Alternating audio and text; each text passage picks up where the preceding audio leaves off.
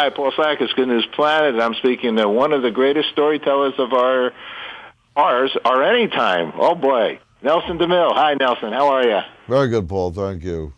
That's some comment there. How do you feel about that? About your intro. Well, I could agree with you, I suppose. Yeah, I've been at it a long time. This is 40 years of writing and about 20 novels, and I think 17 of them have been bestsellers. So yeah, I do tell a good story, and I'm not embarrassed to say that. And I enjoy it. I enjoy what I do, and I enjoy listening to my own stories and reading my own stories. So my theory is if I enjoy it, I know the reader's going to enjoy it too.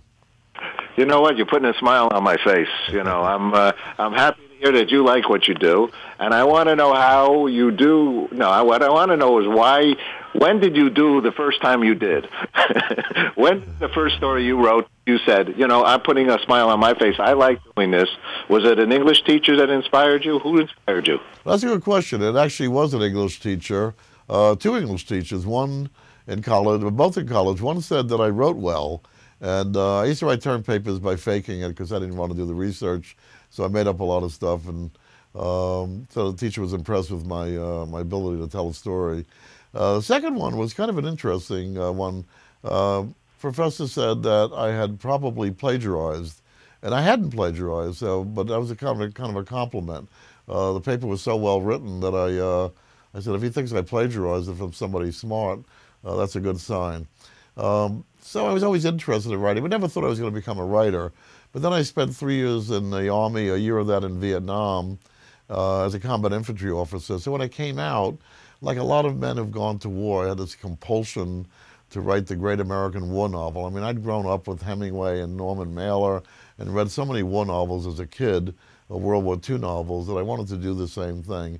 And that's kind of what sparked it for me. And I sat down and started writing, but I never really got that war novel published, but I started writing paperback originals in the middle 1970s, and then by 78 I'd written By the Rivers of Babylon, my first major hardcover that was a bestseller.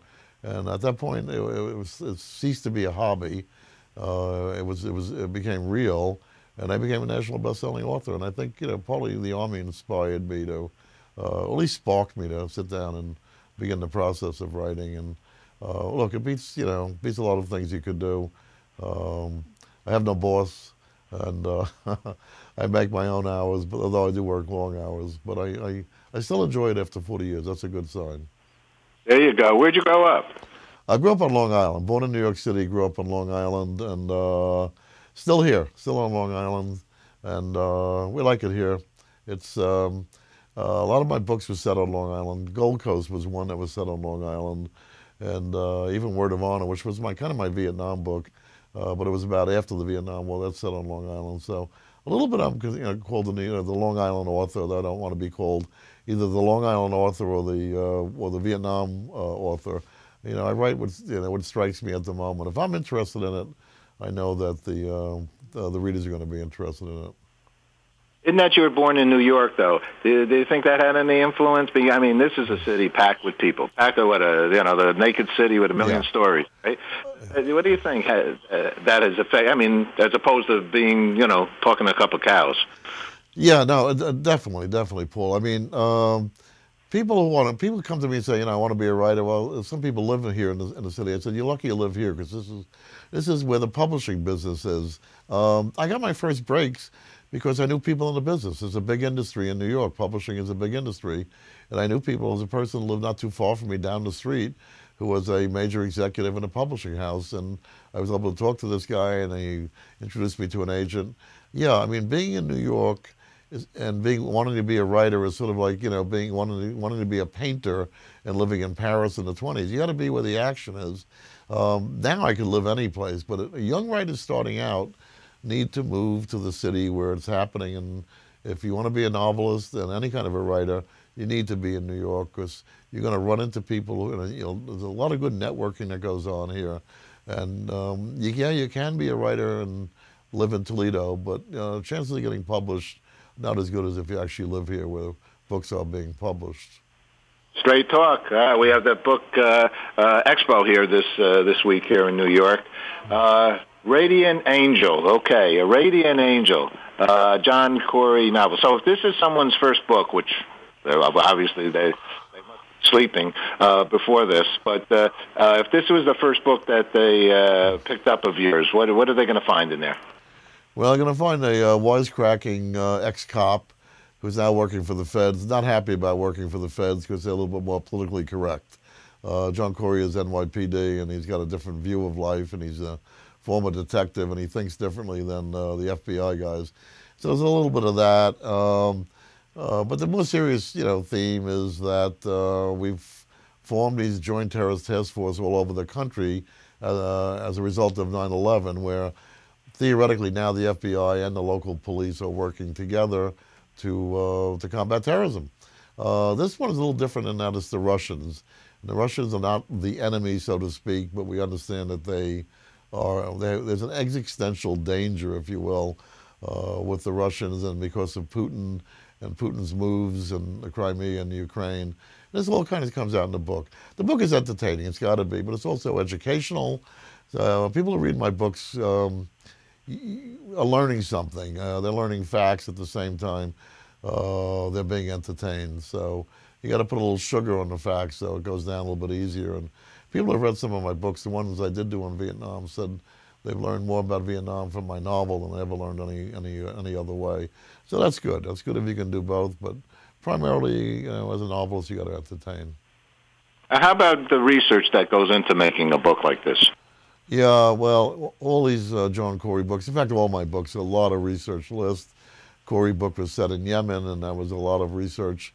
Here I was researching something that was totally alien to me, which was seaport security, because this nuclear device that's coming to America, to Lower Manhattan, is going to be smuggled in on aboard a boat into New York Harbor. And what I found was kind of scary is that there are huge gaps in seaport security as opposed to airport security, which is pretty tight. But seaport security is kind of just wide open. I mean, you've got thousands of ships coming in with hundreds of thousands of containers being offloaded every day around the country. And although we have nuclear detection devices, radiation detection devices all over the harbors, all over the country, but they could be foiled because, as you know, a radiation signature could be shielded with lead and other ways. So this is a little bit what the book is about too. So it's kind of like, we're not giving the terrorists any ideas. They already got the ideas. I look at it more as a cautionary tale that people who read this, the way people in the FBI and CIA do read novels to get an idea of what novelists are thinking. People who read this, I think, will be a little bit disturbed, as I was, that seaport security is not as good as it could be. All right. Radiant Angel, I have two last questions for you, Nelson. Right. One of them is, what's good news for you? What's good news for me? Well, publication date is always good news. I mean, I worked 1.5 years on the book, and, publication is like kind of graduation day every 1.5 years for me. Good news for me is I have an 8-year-old.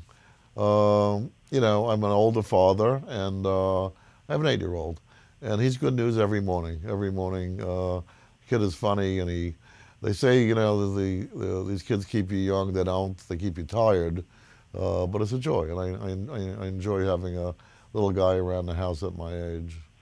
That's beautiful. All right. Now, we're very involved with achieving world peace. Okay, and we have an event here in Times Square, Central Park, Silicon Valley, so on and so on. We've been doing it a long time to go along with the United Nations International Day of Peace, September 21st. So I ask people, what's peace for you? Well, peace is understanding. I always thought, I've traveled a lot, and a lot of places I had a preconceived notion about, a prejudice against. And yet, when you travel, the whole world can't travel all over, but you can still understand other people. I went back to Vietnam 25 years after I served there, and then, it was a different Vietnam. And I think I finally, after all that time, understood the Vietnamese people and had a lot of respect for them.